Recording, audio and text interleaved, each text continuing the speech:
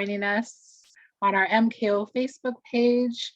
My name is Melanie Ferris, and I'm joining you from Treaty 1 territory today.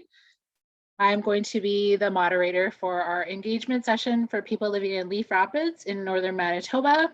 I work for Manitoba Kiiwetinoong Okimakanak, and I want to welcome all of you who are tuning in right now and also who are joining us later today.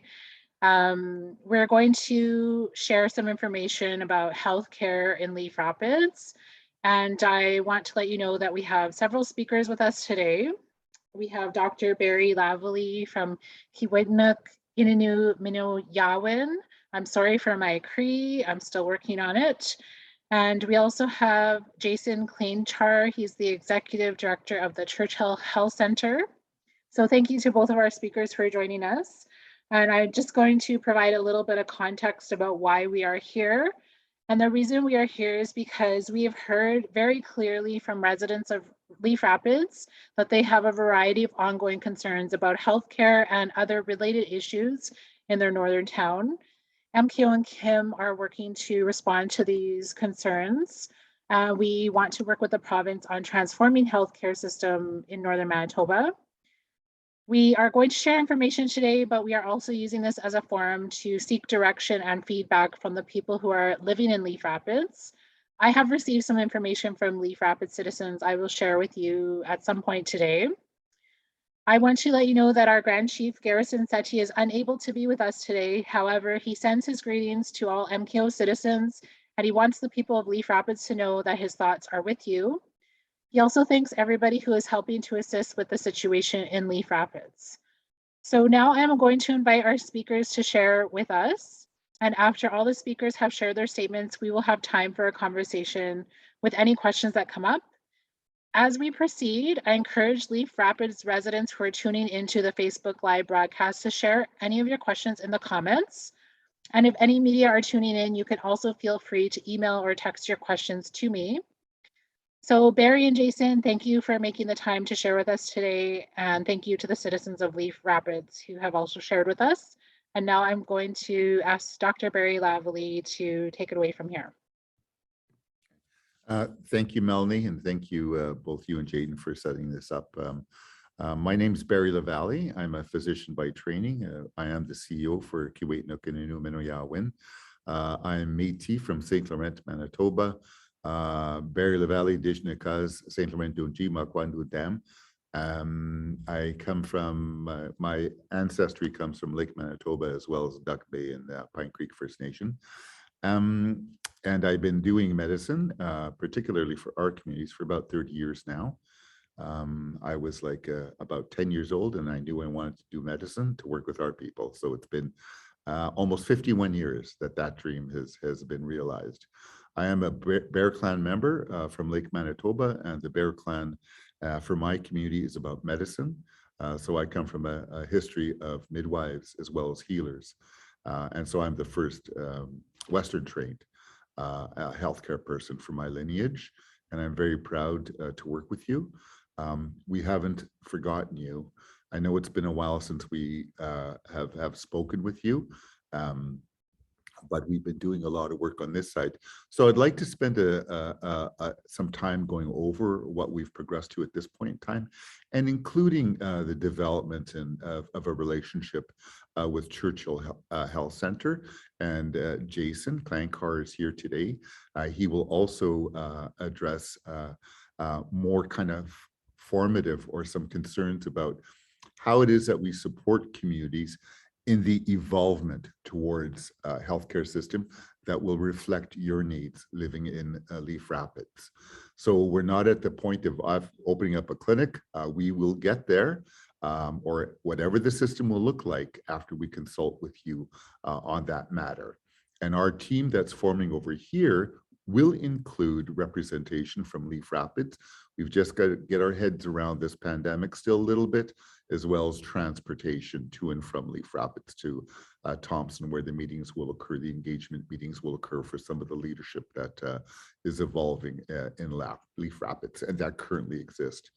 So we are working not only with MKO and Kim, we are working with the Northern Regional Health Authority, including the CEO. We've had one meeting. We're going to have another meeting after this engagement session to bring other info to them. They'll still be a partner for us as we move forward.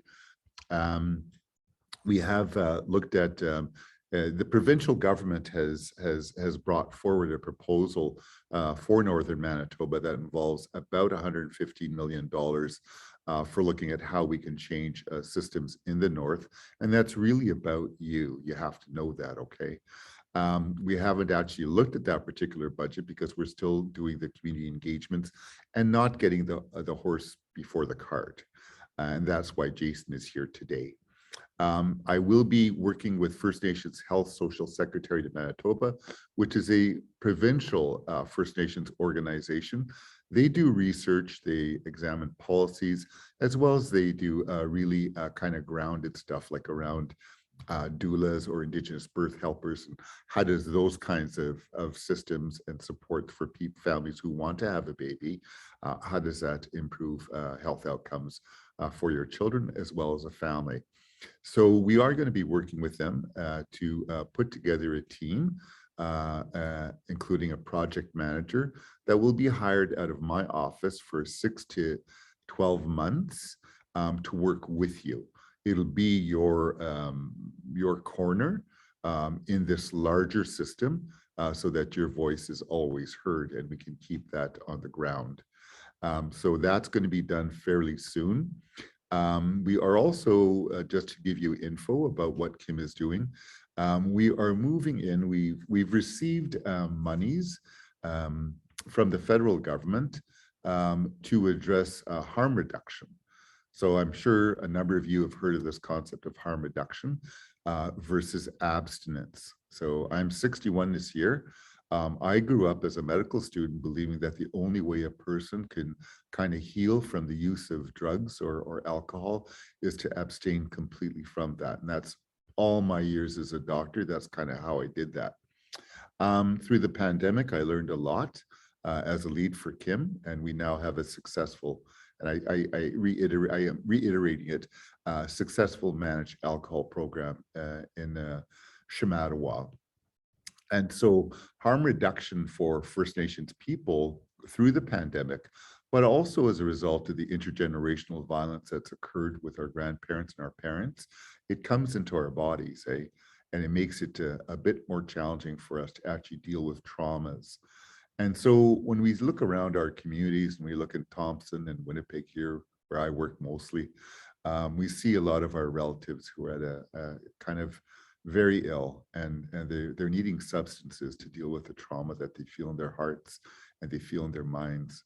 And that's a really fundamental thing, I believe, to lead towards a differing kind of healthcare system to address the needs. Okay, we see in Shamattawa, and again, we've saved, or the system has not been charged over $500,000 just from one participant who's on a managed alcohol, who's currently working and things like that now. He would be medevaced once or twice a week at $6,000 a flight return from Thompson related to the overconsumption of alcohol. And what we see in our communities is the association of violence and kind of differing personalities that come out from a person who's dealing with their trauma. So these kinds of ways to support communities towards healing, even if it involves consuming similar substances, but under a controlled fashion, really allows the mind and the heart to move forward in healing. And we feel that this is one fundamental characteristic and building block that we need to work with you. And it's not pointing at Leaf Rapids. I'm doing this all over the north at this point in time. Ottawa has heard the call to deal with harm reduction, so they are moving monies forward for us to work in partnership with communities. So you would be the 11th community that is waiting in line to receive harm reduction services to allow the community collectively to clear its mind a bit and go forward with us in the development of your healthcare system. So it's happening all over. It should happen even in the white communities, but we're lucky because we have an opportunity to use some of those monies and do what's called a First Nations harm reduction approach, okay? So that's what we have there. And it's really a fundamental change in our attitude and mind and heart about how we see people who use substances. Now, the other thing is March 16, 17, 18, we're having a harm reduction gathering for 2 or 3 communities. And that's really a 3-day training session to understand how harm reduction is approached and to operationalize it if the community decides. But I want to reassure you that for the remaining year, we have 3 more sessions that will occur either in Thompson, 2 in Thompson, and 2 in Winnipeg. So we will reach forward to you once you get to think about this and consider what Jason is talking about in terms of the success of the men's program, the Warriors Care program in Churchill. So all of these things seem a little bit kind of out of the way, but in reality, as a scientist, as an Indigenous medical scientist, if we bring you a clinic with the same structures that exist in Winnipeg, I'm not too sure it's going to suit your need completely. And that isn't to say that you need emergency medicine as close as possible. That isn't to say that we should ignore pap smear screening or breast screening or taking care of our babies or taking care of men's health. That I'm not saying we need all of that medical sciences. But as Indigenous peoples coming at the end of a pandemic in a colonial society, there's been a lot of damage placed in us. And so we've got to work together in new ways, okay? And not relying completely on medical systems to define how it is that we actually heal, okay? We've got to take care of our elders. We've got to do all kinds of things. And I believe in my heart that we are going to do this. I commit to you because you are my boss. I'm the CEO for Kim, but you are my boss, okay? Every one of you is a boss to me. I commit to 4 years. So by 65 or so, I'm wanting to leave and go off into the sunset. So there will be blocks of time we're going to negotiate that we're going to achieve goals. And I have a lot of hope for the citizens of Leaf Rapids, and I'm going to stick by you and with you, and I'm going to walk with you for the next 4, maybe 5 years. But again, I know it's difficult to communicate, but through Melanie or Jaden or anyone at MKO or directly to me, there's Jason, please find ways to communicate. If you have any questions or concerns, or if you'd like a smaller conversation, we can organize that as well. That's no big deal. Our primary goal here right now is you. So please know that you're not alone. There's many of us out here who are thinking about you and trying to work ways to get down to where you are. It's going to happen very soon. Springtime is coming now, okay? So please hang on there. We're going to do another Facebook Live, probably with a different guest, to start forming some of the information that we'd like you to consider. But with that, thank you so much, and thank you for your patience. And we're working really, really hard over here, and you're in our mind. And if there's any questions or convos that need to occur over the next 40 minutes or so, I'm here. Thank you. Thank you, Dr. Lavalley. I'm going to take a look at the comments and see if anyone has left any questions for you or for us. And while I'm doing that, I'm going to invite Jason to introduce himself and share some information about the work that he's doing. Good afternoon. I can't see all of you, but I know you're there. So my name's Jason Kleinchar. I'm originally from Winnipeg. I'm a nurse by background, and I've spent most of my clinical career working in mental health. Been a nurse for about 20 years next year. My parents, I am a settler. My parents are originally from Europe. They came over in 1959. Never left Winnipeg. I was the first one to get out of the city. So I came up to Churchill to help with some leadership support with somebody retiring, and I've never left. So this is my new home. I've been up here for about 4 years. This is home forever now. So I'm a northerner now. A couple of things that Dr. Lavalley really solidified for me, and maybe I'll talk a little bit of the journey that we've made. into this. So in 2018, we did some consultation sessions with the community, but these consultation sessions were all about the community telling us what they want in their healthcare. It's instead of taking me and looking at all these numbers and saying this is what the community should have, the community was telling us what we needed. And you know, just like Dr. Lavely said, as a health leader in my community, my job, or I look at my job, is to facilitate whatever the community wants when it comes to their health. And those services are based around what those community needs are. So after we did that consultation session, we found, and I mean, there's about 800 people to 1,000 in Churchill. I think I got a chance to probably speak to everyone over those 4 days, which was good. We had different groups of youth and elders, and as well as business owners, etc. And then we all came together at the end and kind of had a great discussion. One of the biggest things that came out of those days was the need for some sort of mental health land-based programming to really supplement the current kind of Western model that we see in medicine everywhere throughout the North. And really, from what I've seen here in that type of model, it's very difficult to manage in small northern communities. I think that's something that Dr. Lavely kind of alluded to too. That may not be the best case scenario. So what we did is listen to the people who are actually getting the health services and just really focused on one thing. It really came to a consensus that Indigenous men were our biggest kind of gap in services, and that for a variety of reasons. We knew that, the numbers showed us that, the community told us that, the men told us that. It seemed logical that we start a land-based program by targeting those men. And when I say land-based, I'm going to be very broad with those words too. Again, this is whatever the community needed, right?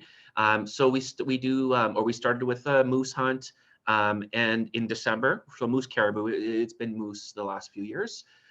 We have a dog mushing type of land-based exercise we usually do during this time of year. We have a huge goose hunt that maybe some of you may be familiar with too. We have a lot of communities that come up to Churchill in May to hunt snow goose. So that's part of our land-based exercise. Then we have a variety of different like hikes and whale watching and stuff through the summer. So very broad, but what we've also injected, those are just kind of like the big events that we've attached to seasons. But we did something, and this I think is going to hit home for your community too. Churchill is very much about food and food sovereignty and being food centric and being in these small secluded communities. And, you know, food is a big part of our everyday lives and how we kind of come together too. So how we kind of kicked off the land-based program is we got a moose, we butchered that moose, and we gave that moose out to community members along with the ingredients to make moose fajitas. So our first kind of land-based exercise was a Zoom meeting where everybody cooked together, all the men, just to kind of break the ice. And we were in the middle of COVID. Like, I know how hard it is we had to come up with some way to engage people because their mental health was suffering. We couldn't use COVID as an excuse for not engaging people who need it, right? So we kind of came up with these other ideas. Now, I'll tell you, within the first 3 weeks, we went to running that every Wednesday. It was full. We had 20 plus guys each time. We put people in the audience and kind of broached those mental health conversations. We had guys who talked about their recovery journey while they're cooking. They would bring their families. You know, you'd see their kids sitting on the counter helping them prep. All of a sudden, it just took on this mind of its own. And we actually had the participants now saying, you know what, next week, I would like to, you know, give up some of my snow goose to the group. I would like to teach the next recipe, and I want to do this now. So we went from being the organizers of this group in the community to what the community wanted to the community taking the group over. So that's a pretty powerful statement there. This was a health type program that has been taken over literally with a little bit of help from us. We help, you know, with the ingredients and stuff, and if they need a cook, but you know, they've taken over this mental health initiative. It's such a small, simple one, yet it's brought these men together. I can tell you the last numbers that I got with our current land-based program is that we're seeing about 150 different men are attending our programs. and about 100 of them are Indigenous. Churchill is about 70% Indigenous. So if you kind of do the math really quick, not only, we're probably hitting about a third of the population of men who are eligible for this program in Churchill. It's unbelievable. It really is. But it just shows you that if we kind of listen to our communities, the outcomes are going to be good. So that was kind of the kind of big grand entrance that we made with our land-based program. But I do want to just throw one more little thing in there. This is only one piece of the puzzle. So this is one piece of that mental health and recovery, addictions recovery puzzle. There's other pieces to this too. We have a rec therapist, we have a nurse practitioner in the community, you know, we have a social worker, we have a addictions worker, you know, etc., that are surrounding this program or with us and supporting individuals who may need some help through these programs. So I'm just going to give you a quick example. I'll give you two, kind of a youth example. Maybe we have a youth who's struggling at school, not showing up. You know, the principal might do a referral to our land-based program or just to our mental health program. We may put that youth with our recreation therapist because they like playing basketball twice a week, you know, and included with that may be, you know, they might go out and chop wood with our warrior caregiver program at the same time. But what it's doing is it's putting this net of people and creating some sort of service that it's almost like a menu, and it depends on people what they need in the moment and what they feel that they're going to benefit from. The idea here is that recovery is part of your life, but it's driven by the individual, and it shouldn't be driven by the system. It should be driven by the person who's going through that recovery. So we leave it open. It's quite open to a lot of interpretation, but there's a couple other kind of just brief instances I just want to share with you. Maybe we get a referral from you know, Child and Family Services, where maybe a child and family is having some problems, you know, with food, with just, you know, getting enough food to feed the family. So, you know, we might be able to work with the family now, totally with the parents, you know, let's go to the Northern. This is how you spend, you know, feed a family on $50 a week. Or, you know, we have a dietitian that could actually show them, you know, some cheaper meals. And maybe we bring that kid into a lunch program, you know, twice a week, where we can get some eyes on them. Or maybe they come to our daycare for some regular play as well as lunch. And there's all these programs now we can support people with that are part of the health system, but are developed with the community itself in mind. So Dr. Lavallee used like empowerment as a word, obviously huge empowerment here.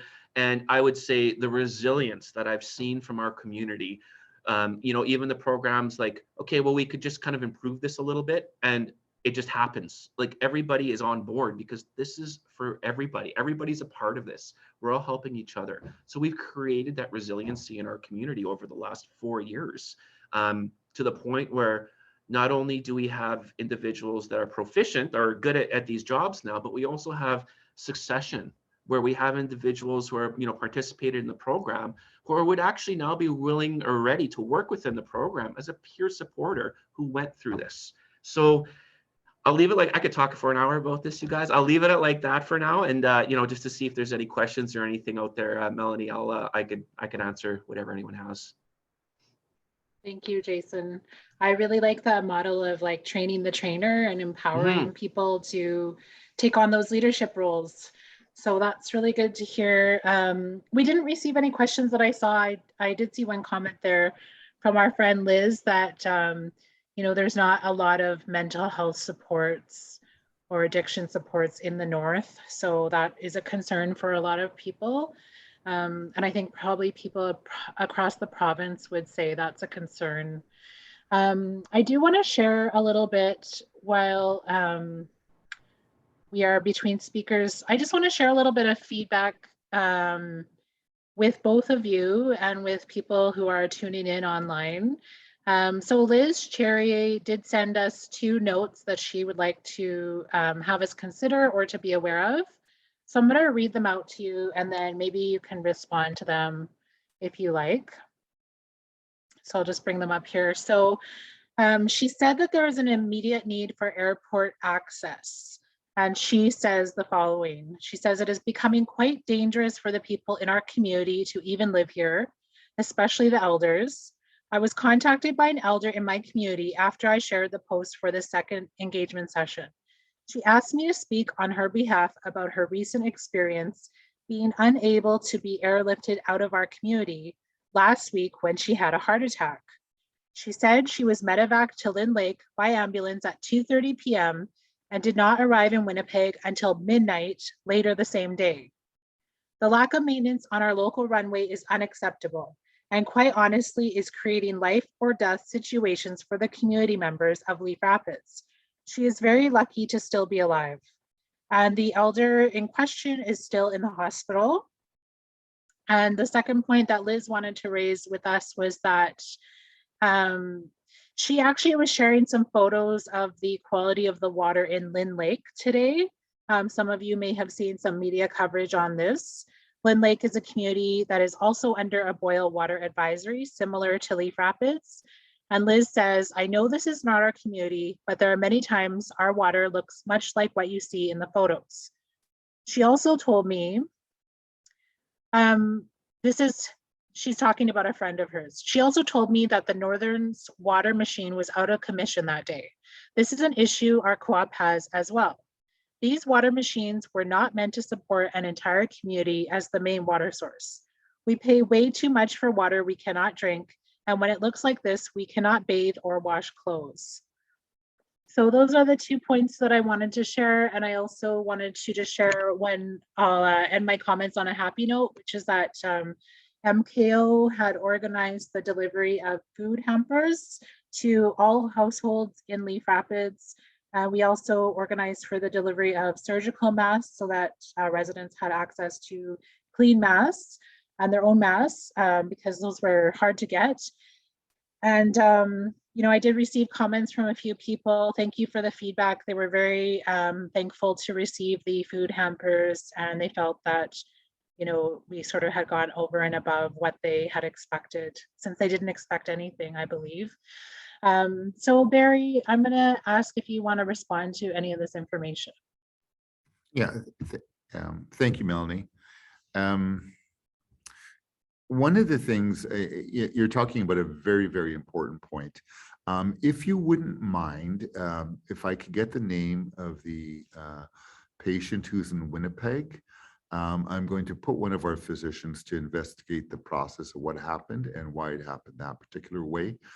We are going to be meeting with provincial leaders the next few days. And so we do have opportunities to bring these very, very important issues to that level, and including lack of access to 24-hour medevac services via airplane. That is completely unacceptable, as well as the water advisory issues.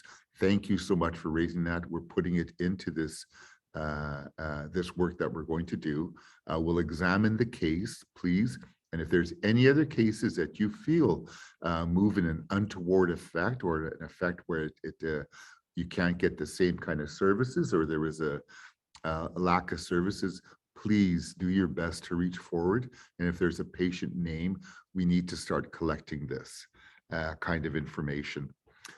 We are going to be embarking as well. It has nothing to do with water or the airplane, but for the larger racist policies and lack of coordination or attention to really important details like this, really is a function of racism that aims its arrow to the Indian body in the North.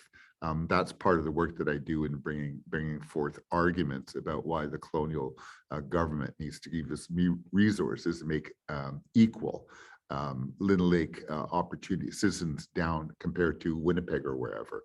But thank you so much, and I'm really sorry that you've that patient has gone through that system and couldn't get care for till 10 or how many hours later. That's very, very dangerous. Now I'm going to take this up with the medevac system and Manitoba government, and I'll have one of the doctors find that pathway, and we'll document the pathway, and we'll look for accountabilities across that, and including the lack of availability of medevac planes to come into Lynn Lake. I knew that before for sure, but thank you for bringing that back to me.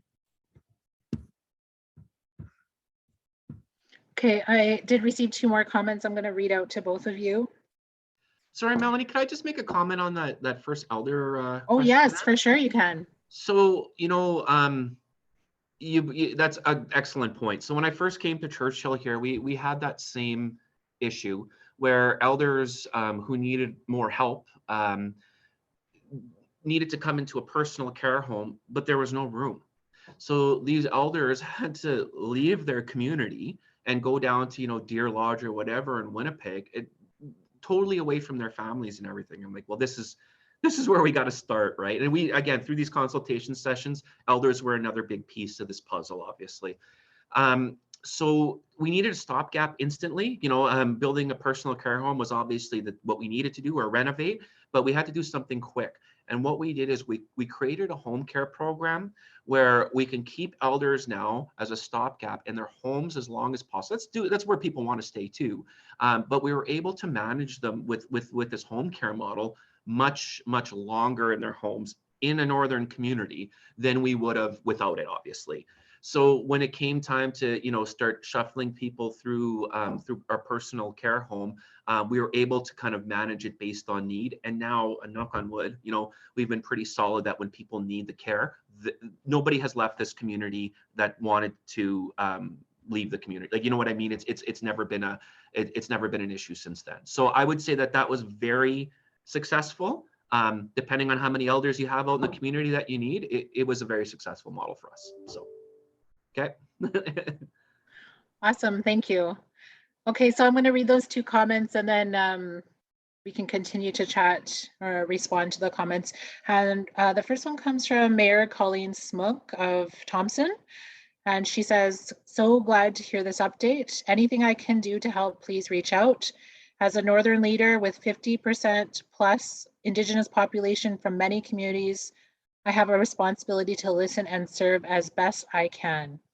Our community wellness and safety strategy is a commitment to all Northerners. One of our big issues is getting shared health resources. So that's the end of her comment. And then I also have a comment from Mr. Frank Turner, and he says, we at CNTHC recognize the mental addiction is getting worse in our Northern communities, which is why we are trying very hard to construct a Northern Healing Lodge for the SCTC area. MKO is in full support of the project. So if either of you would like to respond to any of those comments, please go ahead. I'll start the first response if that's okay. Thank you, Mayor Smook. Throughout the pandemic, it was actually a pleasure working with you, and I know that you are community-centered and First Nation-centered in how you articulate and look at resources and policies. We definitely will reach out to you as we commence the work. We'll be doing most of our meetings for Leaf Rapids and some of our other communities in Thompson. And really, Thompson as the hub of resources is really quite important for us as we start formulating plans to develop peer systems for health in the north with communities that have much less resources than we have down in Winnipeg or in Thompson in particular. But we will keep you there, we'll keep you involved, and we will ask for support in certain things and clarification around resources, non-health resources that will be available for citizens who come into the Thompson area. Thank you. And thank you, Mr. Turner. We know, our idea around addictions and First Nations people, and maybe for white people as well, is that it's not centered on somehow a human being's body being defective. It's not like the old days. We used to think that. We're really thinking about how it is we treat each other, how we treat our babies, how we raise our children, how we treat our elders with, not only kindness, but forgiveness. For the next generations to come up, if we do this work correctly to transform health in the North, I won't be around probably to see great benefits, but it'll be the kids and the grandkids who are going to see lots of opportunities arise where the First Nations person can become human on the land of their ancestors. And that's really where we're going. And that's around sovereignty. That's around our right to gain access to health, the health resources, as well as to have our expressed understanding about what health and healing relative to what happened to our families who went into the residential schools and how it impacts our ability today. So this isn't about jailing people if they're drunk or anything like that. This is about forgiving and finding opportunities for people to heal. And with our experience with Chief Redhead and the leadership in Shamattawa, it is quite miraculous to see. So, and I know in Thompson, Chief Smook, we're going to be coming over there. A couple of the doctors are going to be looking at perhaps a managed alcohol program for our citizens in Thompson as well. And we foresee a quietening of the streets because we can attend to, day by day, delivering a medicinal alcohol to people. And so really for the leaders who are listening to this right now, the formation or the change has to occur in our minds and in our hearts about what is it that our cousins who are on the street or having really hard times, what are they going through and what do we need to do collectively to support them, and including the people in Leaf Rapids. So thank you so much for reaching out, the two of you. And I have lots of hope that we're going to go places. And I want things done this year, certainly from my side. Thank you. Thank you, Barry. Did you want to add anything to that, Jason? It was well said. I just want to say one little piece to that, actually. There's a point here that and this is maybe going to a bit of an extreme, but my goal is to have 0 admissions through my emergency department. I want nobody coming to my emergency department. I want them, I want them to be managed in the community at home because that's where they want to be. I understand there may be traumas, but stabilized on medications and functioning as a part of our community that as they want to. The system is so heavy with that healthcare that it's all about getting admitted and going through the system and blah, blah, blah. Well, when you get to the system here, most likely you're getting medevaced out. How do you heal when you're not in your community? Especially in something where you need your family around you, you need, those supports around you. Care has to happen in the community. So my goal is always 0 admissions. Again, that's a very lofty, maybe that's a tough perspective, but that's what we're trying to do here. Let's put these services out in the community. Let's get eyes on people. And before they get to a crisis, let's help them. So I think that's basically what was said there, but that's kind of where I'm at too. Yeah, and may I jump in? There was a question that came through somewhere, I can't remember, about the harm reduction, whether it's only just alcohol dispensation or giving that twice a day to accommodate, but it goes beyond that to some of the other substances people find themselves using, including opioids. So we have 2 people working on what's called Sublocade, so not tablets as replacement, but an injection that we could give people who wish to address their opioid addiction or use. And that's only once a month. You don't need a nurse or a doctor for 29 days in between there. So we're moving to apply interventions that allow exactly what Jason is saying. You don't have to travel into Thompson or Lynn Lake or anything like that. We're going to find mechanisms to address your care in community. As an example, we have the technology now called point of care testing, where we can actually, just like you could see at the clinic in Leaf Rapids, but we could use that technology to screen large numbers of First Nations people for diabetes, HIV, hepatitis C, kidney disease, all kinds of things before it shows clinically where you get sick. We can do that, and we can have individual treatment that doesn't rely on a nursing station to advise that, but rather we can actually bridge that to specialists anywhere in Canada. And so that you, as a First Nations person, you don't have to rely on a clinic or a nursing station to go there. And I know there's lots of troubles there, okay? We'll deal with that another time. But we can actually send things directly to you where you will engage, even at a distance, for your care. and we can support you. So that technology is coming now that the pandemic is kind of slowing down a little bit. And we'll go over that once I get to the community. We're going to talk about those things because we do want to do some work in preventing like diabetes and kidney disease with the kids in Leaf Rapids, okay? We have systems set up that we can go there. We'll do engagements with the parents and the grandparents about what the science is and how it'll benefit you, as well in terms of developing a new model of primary care that isn't solely dependent upon one doctor, one nurse kind of thing, okay? So, and including, you got to know that we are going to engage with knowledge keepers from our First Nations communities, as well as herbalists and healers. That's significant. And you have to know that one of my colleagues who's First Nations from one of our northern communities here, she compared going to a clinic in the James Bay area compared to developing knowledge keeper clinics. And what you saw over time, and I saw the stats, was people preferred not to go to a doctor. The rates of rise of the use of those traditional clinics increased tremendously. Dr. Cook has not published that yet particularly, but I wanted her to share that information, especially with our communities across Manitoba, that health is not about a doctor always, it's about other things, and including the knowledges that come forward because we're Indigenous. So keep that in mind. So, because I want you to formulate some ideas about what kind of system you want, what kind of resources you want, and then let's get on the fight to do that. Thank you. Can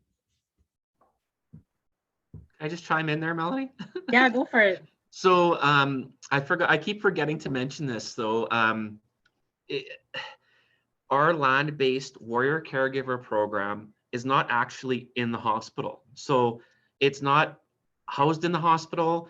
We run a few groups here and there if we have to in the hospital, but it's actually at a total separate residence. That's like, it used to be a 5-bedroom townhouse by Manitoba Housing had, and we've converted it into kind of our offices as well as a group space. It's got a nice big kitchen in it.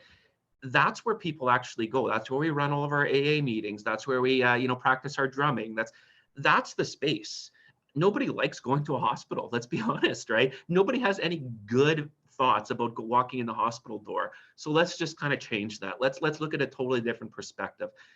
I mean, you really have to change the way you think, but you don't have to go to a hospital to get help. Is the whole point here. So I'll throw that out there too. Thank you. I just wanted to mention that I am following your warrior group on Facebook, and if there's other people watching on Facebook, they should look it up. I don't know if you could say the name of the Facebook group, but it's very interesting and nice to see the pictures and the recipes and that kind of stuff. I think it's called, is it the Subarctic Friendship Circle or is it the Warrior Caregiver? I can't remember which one they used. So I'm going to try to find that okay. So I can share that. And we received another comment and I'm going to read it out. I haven't read it yet, so I'm going to read it and hopefully it flows well. And it's coming from Florence Linklater. And Florence says, I want to mention that a lot of individuals in Leaf Rapids have no way of pursuing a career or jobs because of the lack of resources to obtain IDs and resume writing. Even on how to start looking for work, there is no community resources to help with this issue. Some of the addictions in the community come from having no motivation, from no available jobs. People have to leave the community in order to get work, and that's even challenging with no way out. And we've heard that about the transportation issue in the past. She says, my mother, an elder who lives there, was saying she has to find a ride every time she gets sick and has to go to the health center or even to receive diabetic care. We need to find a car service for the elderly and parents with children from their homes to the health center and back. These are some of my thoughts. Thank you so much for that feedback and providing a lot more texture to what's happening. Let me provide some information around what we term workforce development, or really looking at what leadership the chiefs have said for years now. Like, this is 20, 25, 30 years. This is how I became a doctor, actually. It's because our leaders went to the university and said, you better get some Métis and Indian people into those schools over there so we can have our own workforce. And that is who I am. I didn't graduate from grade 12, but make sure your kids graduate from grade 12. And then I went to the university, and then I got to be a doctor. But this is really what it's about. We are working on developing workforce, not particularly nurses and doctors and that kind of stuff. We can't do that. But really, one of the things that's come forward is really looking at leadership, health leadership in community. And that doesn't mean you need to be a doctor or nurse. We're talking about leaders who are born leaders, some of your young people. We're going to be going around in the next year and looking at what's called, as a preliminary thing, but we have other opportunities, uncertified healthcare aides. It's done online with Red River College, but Churchill Health Center would be willing to be an internship a system where we could send some of the younger people up into Churchill to learn the ropes around healthcare management, administration, and take a kind of a broader look around what does it mean. Now, when we develop that kind of workforce, which is just one kind of workforce, we can actually bring them back to communities and then support the involvement of their leadership, okay? But as well, with Leaf Rapids, we do have what's called bloodletting, so taking blood, EKG and chest X-ray modular program that we've had graduates from Red River, and they don't have to go down to Red River. We could do the rotations for that workforce in Thompson and other places. So we're going to be evolving those things over the next year or two, and including we're wanting people to become pharmacists, we're wanting people to become physiotherapists, occupational therapists, respiratory.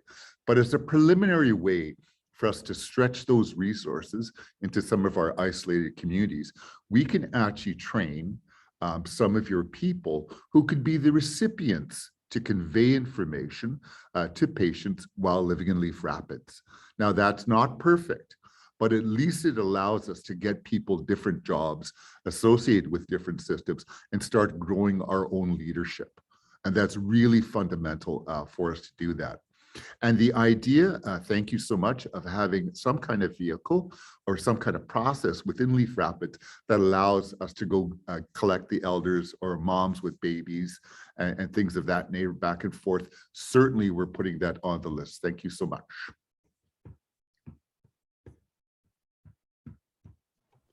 Thank you, Barry. I just want to thank everybody for the comments that they're sending in. I know there's a couple more that came up. I just want to acknowledge Andre Layton. He mentioned that, you know, with a boil water advisory, people still need access to medical care because some of the people are still going to be drinking that water, unfortunately. And then there's another comment here, and I don't know much about this, but I'll read it out anyways, just since there's some ideas in here that may be helpful. So Dag Bistril, sorry, I'm saying your name wrong. Says there's a mining company trying to build 2 gold mines in the area. They will require housing, better quality water, healthcare, constant traffic in and out with food and supplies that will be beating up that road to the point of disrepair. Someone should approach them for help as well. Shared Health, along with the province and the feds, are trying to wash their hands clean of those towns, and the bands pulling together is not the answer either. Ambulance and medical transportation and constant turning around of healthcare professionals being brought in and out every other day in vans or minibuses may be the answer to costs of committing planes and constant maintenance of airports. Yeah, no, thank you. Thank you for those comments. We know that it appears, and maybe I'm wrong, that when extraction processes for our Indigenous lands are there to benefit settler Manitoba, suddenly you get hospitals and all kinds of resources. But once the settler miners are gone and you have First Nations left over there, we have conditions like you're living in Leaf Rapids. Let's not be ignorant of the political thing that has brought us to this point. We should remain aware of it. And indeed, once we start looking at the reformation of a healthcare process, we're going to make mistakes. We're going to fall into different traps, but we're going to look at long-term solutions for Leaf Rapids around access to health. So number one is a redefinition of what health is. And Jason is here to talk about that in terms of us supporting men, and then us supporting women, us supporting youth, etc. And finally, how is it that we support the family? Because really, if you're a doctor or a nurse and you work in an emergency anywhere in Manitoba or Canada, lots of the people come in because of emotional and spiritual issues and consequences of oppression, right? So the person who comes in with a chest pain, that's a heart attack, that certainly happens. People are requiring antibiotics. But lots of the things that go on in the requirements for a healthcare system, daytime, but especially at nighttime, really occur because we're not addressing the harm that people have gone under. So I want you to think about that. And we are going to work on this system, and it is going to be done. But I want you to think about that, okay? And we'll try and rebuild with you the community as best we can, and we're going to fight for that. Thank you for those comments. Melanie, I got like 1 minute. You know, I just want to actually echo that entirely. You know what, I'm hearing the exact same barriers that we went through. Like, we went through this, you guys. We went through the education and workforce development piece and how we got around that. You know, we went into the elder transportation. It came up in our consultations, you know, and we developed we have a wheelchair van that we pick our elders up in now, you know, to go to bingo and stuff, into our activities. All of these barriers I've been there, like, you know, trying to figure out how to get around them in a system that makes it difficult at times. So I mean, I want to share everything with you guys, so that we can kind of get past them and start evolving this, because I could promise you it's been successful here. And Dr. Lavallee made a perfect comment. You know, we start, you know, taking one bite at a time, and let's target the men. Everybody's life will improve as we go through one group, and then the next group, and the next group. But that ain't next week, you know. That really is us building and being resilient. And I mean, this is going to take some years, you know. But at the end of it, the system is going to be the system that was built by your community for your community, and that's exactly what we're kind of doing here. So that's I'll leave it there. Thank you. You know, just wanted to say, like, there's so many barriers that people have when it comes to like accessing holistic healthcare, not just in Northern Manitoba, but all over the province. And, you know, nothing will ever change if we don't talk about it and speak up and advocate for our loved ones. So, you know, I just want to commend the people of Leaf Rapids who have, you know, put their voice out there and shared with us. And, you know, Liz isn't with us today because she's busy, but I know she's listening, and she's one of the people who sort of got the ball rolling by sending us a very strongly worded letter on behalf of her community.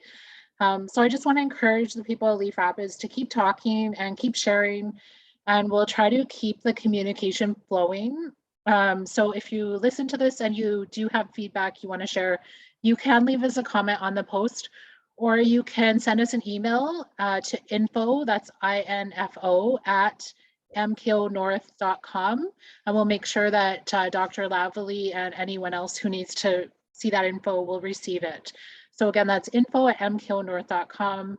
And I'll continue to support any communication that everybody is wanting to share with Leaf Rapids, and vice versa. So thank you.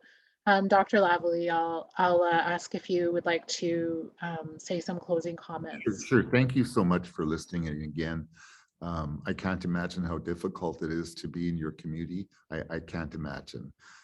So my heart goes to you, but I also know that you have a lot of strength. And I also know that poverty, constructed poverty on the Indian body, doesn't hide our intelligence. So I know that there are people who are leaders there. And I want to reach out to you because I want to ensure that we have leadership, involvement of leadership from our communities, even if they think we're poor and don't know what we're doing. But I want to also tell you that we're going to commit to at least monthly Facebooks at this time. And as we escalate the work I'm going to call forward through another Facebook, okay?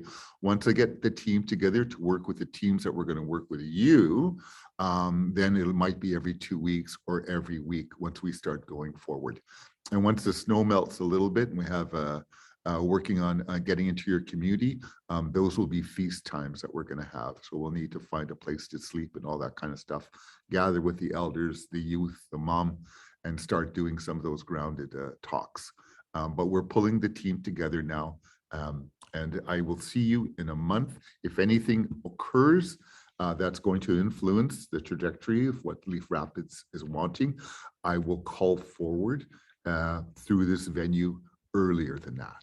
But please reach out. Thank you so much for listening. Did you want to say anything to close as well, Jason? Just like I said, I can't see everybody out there, but I know you're out there. And I mean, this is a huge step being a part of this change and part of this development. And I mean, we went through it. I know exactly how hard it is and how bold you have to be. So, you guys obviously have my help whenever you need it. And hopefully I can help you work on this together, So yeah, thank you. Thank you, Jason and Barry, and thank you for Jaden for helping us with our Zoom. And thank you to everyone in Leaf Rapids and in Northern Manitoba for tuning in. And this concludes our conversation for today. Thank you.